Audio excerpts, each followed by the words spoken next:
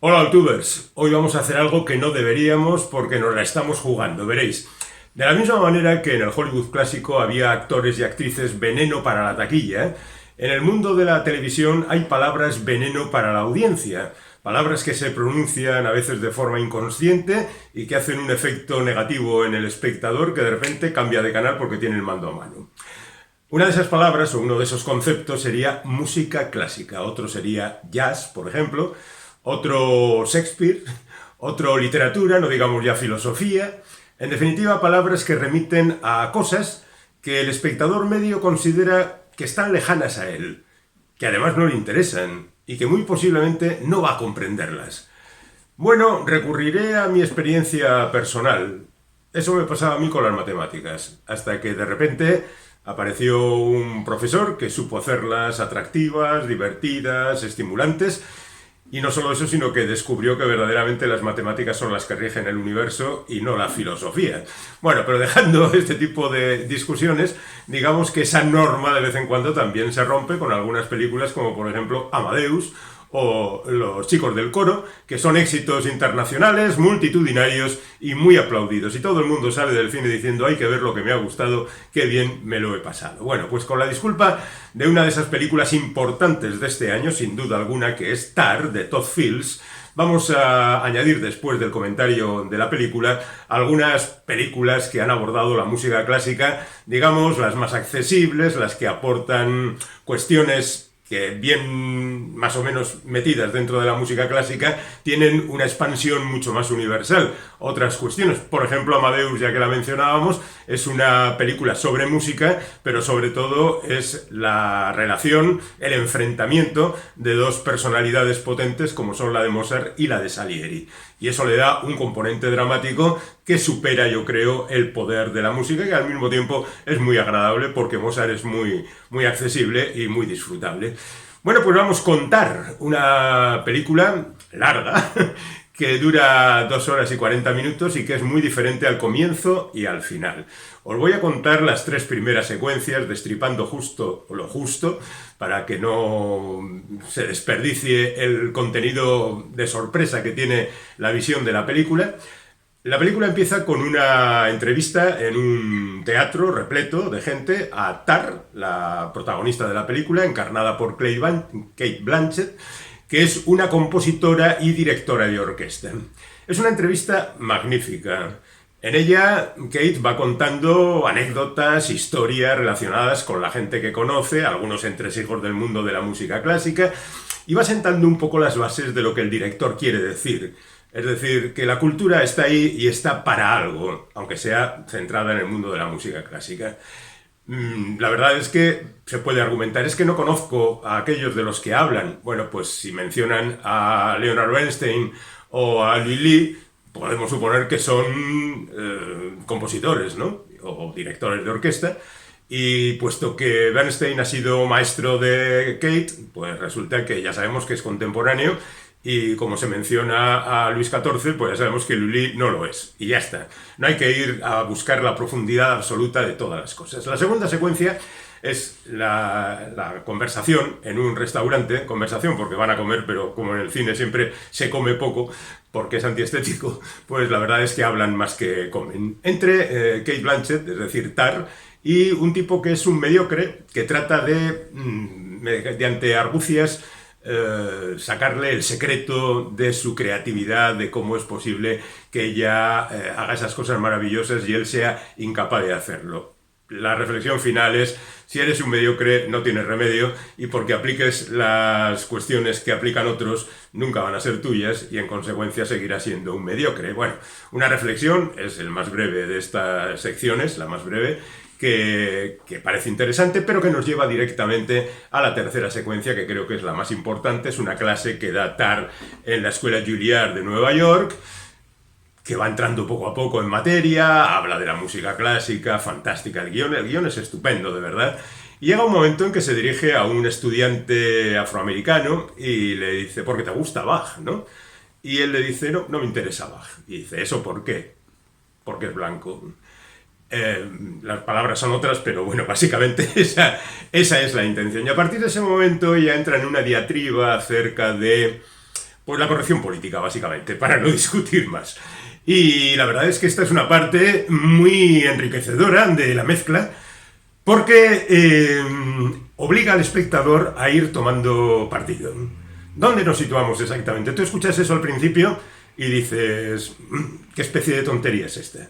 Luego las cosas se van enroscando, se van enredando, la situación va cambiando, eso lleva a otras secuencias de la película que ya no son tan largas como las primeras, que ya están más fragmentadas, que van mostrando la vida particular, doméstica, profesional de la protagonista. Conoces a su compañera, a la hija de su compañera, a los miembros del lugar para el que trabaja, a sus compañeros, a su secretaria, a una alumna que se suicida y cabe la posibilidad de que sea por culpa suya. En fin, hay una serie de elementos que van haciendo que la película cambie constantemente, se convierta de momento en un thriller, incluso en una película de terror en un par de momentos. También es una película muy viajera, es una película que nos lleva de aquí para allá, siempre sugiriendo cosas interesantes. Es verdad que la segunda parte no es tan intensa y emocionante como la primera, pero igualmente es una película que está bien construida y que nos aporta muchas cosas,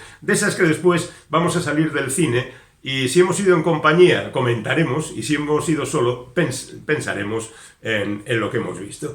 Y a pesar de que tiene varios de esos finales posibles, yo creo que termina además la película con el mejor final posible y muy representativo de la personalidad de la protagonista. Así que digamos que os recomiendo encarecidamente que vayáis a ver Tar, que la degustéis y si no os gusta, pues sinceramente, por favor comentárnoslo en la sección que tenemos justo debajo de esta pantalla. Leí una crítica que decía, lo bueno de la película es que en los primeros 10 minutos los que no están interesados ya se han borrado de la película. Supongo que se refiere a quien puede saltárselo en casa y demás, no a quien está de alguna manera prisionero en la sala, a no ser que se vaya, nadie se marcha a los 10 minutos.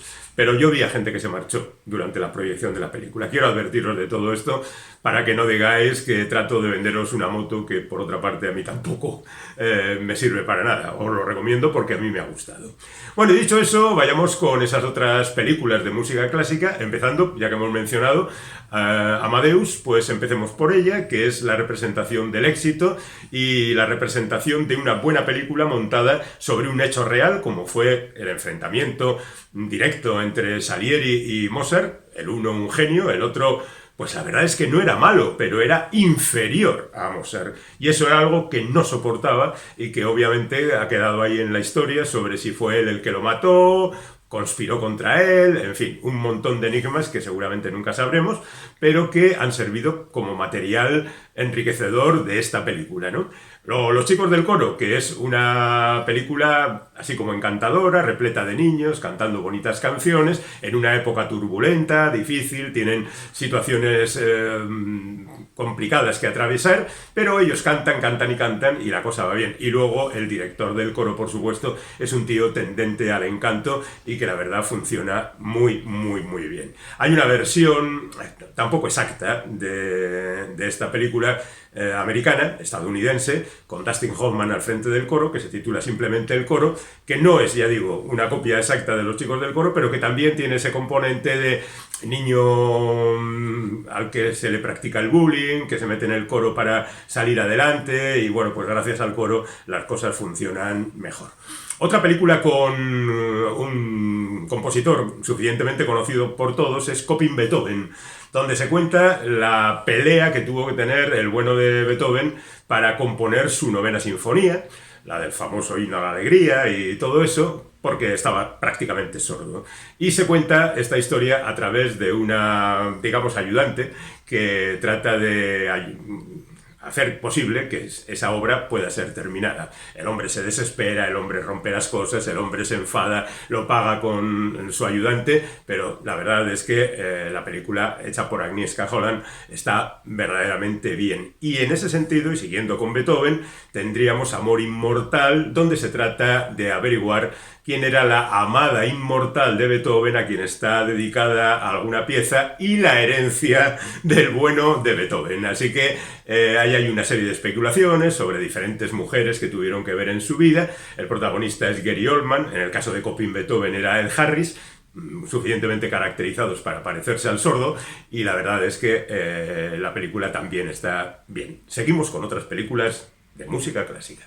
Y ahora quiero hablaros de dos películas fantásticas, nunca mejor dicho, porque el título es Fantasía y Fantasía 2000, que en su momento hizo la primera Walt Disney y la segunda sus herederos. En realidad fue la segunda película larga que hacía la factoría Disney después del éxito de Blancanieves y los Siete Enanitos. La hizo en 1940 y es un prodigio de técnica para la época. Yo me imagino lo que tuvo que ser aquello para los buenos aficionados encontrarse con aquella muestra de derroche de imaginación que era la reunión de 8 piezas, algunas muy conocidas, otras no tanto, de la música clásica, cada una de ellas interpretada de diferente manera. Por ejemplo, empezaba con la tocata y fuga en re menor de Juan Sebastián Bach, y eran simplemente unas rayas, unas ondas, unas cuerdas, unas manchas que se movían.